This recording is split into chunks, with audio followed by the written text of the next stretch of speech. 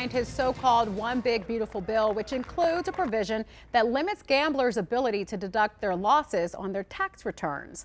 The change drops the deduction from 100% to 90%, so gamblers will pay taxes on money they didn't actually win.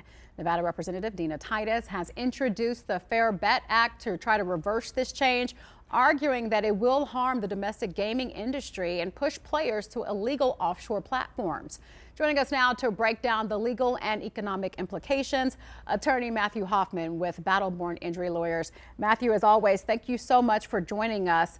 Let's go ahead and start with the basics here. Can you explain how this tax change works and why the gambling industry is so concerned about what might happen if this stays the same?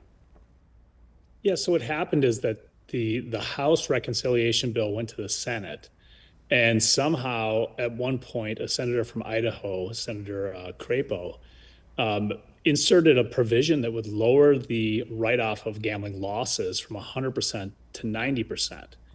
And I don't know if Senator Crapo has a problem with gambling or what have you, or religious objection, et cetera, but it somehow got through. People clearly didn't know what they were voting for.